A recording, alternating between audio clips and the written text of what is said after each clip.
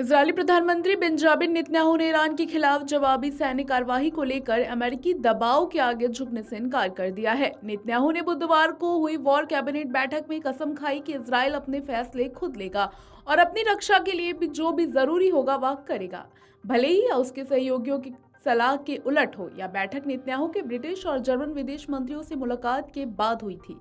Iran की तरफ से 350 मिसाइलों और ड्रोन हमले के बाद ब्रिटेन के विदेश मंत्री डेविड कैमरून और जर्मनी की विदेश मंत्री एनालेना बेयरबाख पहली बार तेल अवीव पहुंचे थे।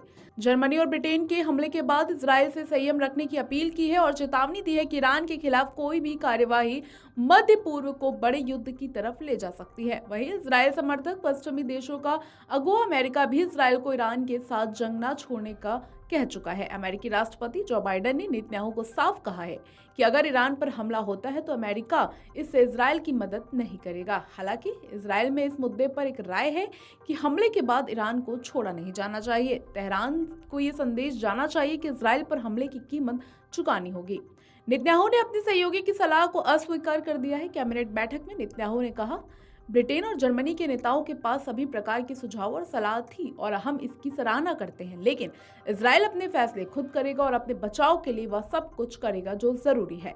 नेतन्याहू के फैसले पर बने रहने के बाद ब्रिटेन के विदेश मंत्री कैमरून ने मीडिया को बताया कि जब यह स्पष्ट है कि तेहरान के खिलाफ जवाबी कार्रवाई होगी तो उन्हें उम्मीद है कि यह सख्त होने के साथ स्मार्ट भी हो और संघर्ष को जितना संभव हो कम से कम बढ़ाएं।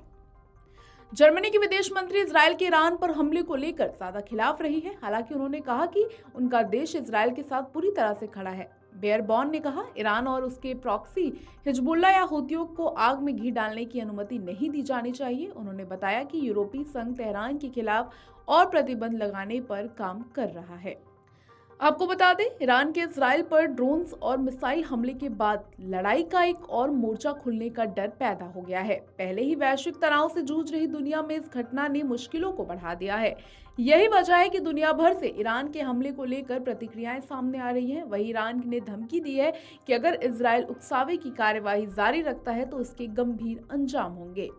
अमेरिका के राष्ट्रपति जो बाइडेन ने उच्च अधिकारियों के साथ बैठक के बाद बयान जारी किया था। उन्होंने कहा कि अमेरिका सेना ने ईरान की तरफ से भेजे गए लगभग सभी ड्रोन्स और मिसाइलों को मार गिराया है। उन्होंने इजरायली प्रधानमंत्री बेंजामिन नेतन्याहू से बातचीत में अमेरिका के पूरे समर्थन का भरोसा दिया। वीडियो डेस्क अमरउजाला.com। अगर आप ये वीडियो YouTube पर देख रहे हैं तो हमारे चैनल को सब्सक्राइब करें और बेल आइकन को दबाना ना भूलें। अगर आप Facebook पर ये वीडियो देख रहे हैं तो हमारे पेज को लाइक करें।